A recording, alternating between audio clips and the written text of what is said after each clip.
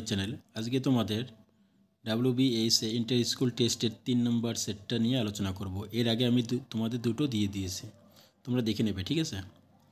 প্রত্যেকটা সেট আমি তোমাদের আলোচনা করব বলে দিয়েছি। তো আজকে 3 নম্বরটা দেখো। যারা নতুন এখনও চ্যানেলটি সাবস্ক্রাইব করোনি সাবস্ক্রাইব করে দিও, পাশে থাকা বেল আইকনটি অল করে রাখো যাতে পরবর্তী নেক্সট ভিডিওগুলি দেখতে পারো। দেখো, আর্যভট্ট বর্ণনাম গদ্যাংশটির নলচম্পুর কোন উচ্ছ্বাসের অন্তর্গত? প্রথম। নাকো শব্দের সংস্কৃত প্রতিশব্দ হচ্ছে স্বর্গ, আর নাকোলোক যদি থাকে স্বর্গলোক হতো। বনগতা গুহা গদ্যাংশের উৎস কি? চোর চত্বরিংশী কথা। চীনাংশু শব্দের অর্থ কি? চীন দেশের বস্ত্র বা চীনা রেশমি বস্ত্র, এরকম। পদ্যাংশ। শ্রীমদ্ ভগবদ্গীতা মহাভারতে কোন পর্বের অন্তর্গত? ভীষ্ম। গীতাকে কোন শাস্ত্রের সার বলা হয়? উপনিষদ। কল্পলতামিব ফলদং লোকে, এখানে কল্পলতা বলা হয় গঙ্গাকে। মতিরাস্তাম পদের সন্ধিবিচ্ছেদ হবে মতি বিসর্গ যোগ আস্তাম। নাট্যাংশ। বাসন্তী স্বপ্ন মেয়ের মূল গ্রন্থ কোন ভাষায় রচিত? সংস্কৃত। মূল গ্রন্থটা হচ্ছে ইংরেজি, আর যদি বাসন্তী স্বপ্ন কোন ভাষায় রচিত তাহলে হবে সংস্কৃত, ঠিক আছে।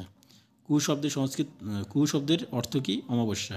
সাধুয়াম শব্দের সংস্কৃত প্রতিশব্দ গচ্ছাম। যথা জ্ঞাপয়তি দেব, কে বলেছেন? প্রমোদ। সাহিত্যের ইতিহাস থেকে দেখো, অভিজ্ঞান সন্তুলমের বিদূষকের নাম কি? মাধব্য। জ্যামিতি বিষয়ক গ্রন্থ হচ্ছে শৈলসূত্র। গীত গোবিন্দের রচয়িতার নাম জয়দেব, ঠিক আছে। আমি এগুলোর উত্তর দেওয়া আছে কিন্তু পিডিএফে, দেখবে। তারপরে এসিকিউগুলো আলোচনা করতেছে, দেখো উত্তরগুলো সব দেওয়া আছে।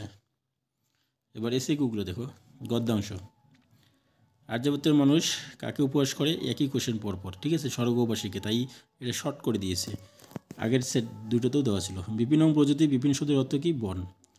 ভূত বিকারবাদ সাংকেশু। ভূত বিকারবাদ কি? সাংখ্য দর্শনে পৃথিবী, অপ, তেজ, বায়ু, আকাশাদি, মানে আকাশাদি মানে আকাশ। পৃথিবী, অপ, তেজ, বায়ু, ঠিক আছে।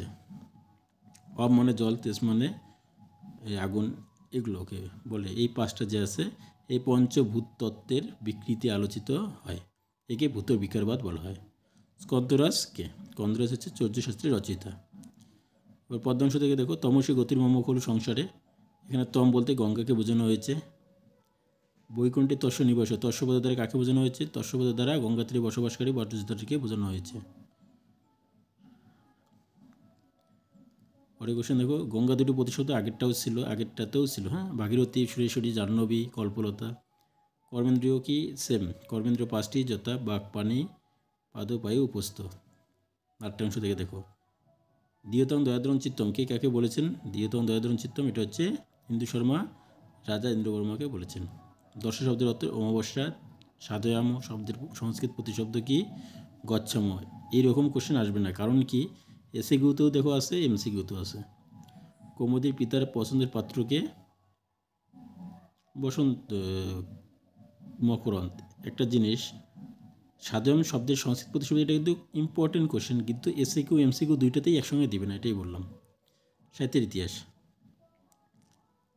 জ্যামিতি বিষয়ক গ্রন্থ হলো শৈলসূত্র। অর্থশাস্ত্র কার রচয়িত? কৌটিল্য। জয়দেব কার সভাকবি ছিলেন? লক্ষণ সেনের।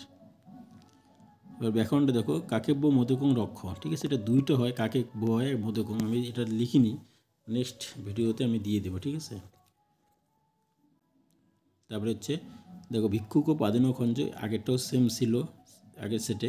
জেন অঙ্গ বিকার সূত্রানুসারে অঙ্গ বিকারে তৃতীয় বিভক্তি। পর্বতেশু হিমালয় শ্রেষ্ঠ হচ্ছে, এখানে দেখো পর্বতেশুর নিচে কিন্তু দাগ নেই, তাই কর্তিকারকে প্রথম বিভক্তি হবে। যদি পর্বতেশুর পদের নিচে দাগ থাকতো তাহলে এটা হচ্ছে যথর্ষ নির্ধারণ সূত্রানুসারে নির্ধারণে ষষ্ঠী বিভক্তি হতো, ঠিক আছে, সপ্তমী বিভক্তি হতো। আর পর্বত নাম থাকলে ষষ্ঠী হতো। গ্রামং নিকষা নদী, নিকষা শব্দযোগে দ্বিতীয় বিভক্তি। সমাস। চক্রবর্ণে চক্রং পানু যশস্ব, আগেরটাতেও ছিল বহুব্রী। পিতম্বরং যশস্ব, বহুব্রী সমাস। দুইটা আসবে না, যে কোনো একটা বহুব্রী আসবে। রামস্ব অনুজ, ষষ্ঠী তৎপুরুষ। গিরিশ মানে মহাদেব, গিরিশ মানে হিমালয়ে, অর্থপার্থক্য কিন্তু, হ্যাঁ। ভুনক্তি মানে রক্ষা করে, ভুংতে মানে হচ্ছে দন্তের না উমো হবে এখানে, ভোগ করে। শূদ্রা হচ্ছে শূদ্র জাতীয় নারী, শূদ্রের স্ত্রী হচ্ছে শূদ্রী, এক কথায় প্রকাশ। মনে ভাবো মৌনম। ইন্দ্র দেবতা ঐন্দ্র বা ঐন্দ্রম দিলেও হবে। নদীমাতা যশেশ্বর, নদীমাতৃক। ব্যাকরণ নদীতে বইয়াকরণম। গঙ্গা যোগ ঢক, গাঙ্গেয়। আর গঙ্গা যোগ অন হলে গাঙ্গ হয়, ঠিক আছে। বৃতা যোগ অন পার্থ, শ্বাস যোগ ক্যাপ শিষ্য, সেব যোগ তুমুন সেবিতুম, আর সহযোগ তুমুন হচ্ছে সহিতুম, ঠিক আছে। তো এই কোশ্চেনগুলো তোমরা প্রত্যেকটা সলভ করে একদম সহজ, আমি তাও ব্যাকরণ সহ দিচ্ছি তোমাদের সুবিধার জন্যে। আর এমসিকিউ এসিকিউ এগুলোই পড়ো, এখান থেকে আশা করি কমন পড়বে, দুই একটা এদিক ওদিক হতে পারে। আমার সাজেশনে যা দেওয়া থাকবে আমি যা দিব ফাইনালে সব এখান থেকে কমন পেয়ে যাবে। আমি হচ্ছে তোমাদের অনুবাদ দিয়ে দেবো, ঠিক আছে। যে কটা দিব ওই কটাই ভালো করে পড়বে, আশা করি ওখান থেকেই পেয়ে যাবে। আর সাজেশনটা তো দেখবেই, সাজেশন আমি দিয়েছি, মাত্র 9টা কোশ্চেন পড়লেই হবে, দেখে নেবে কিন্তু, ঠিক আছে। ফাইনাল পরীক্ষার আগে আরেকটা দিব। বাই।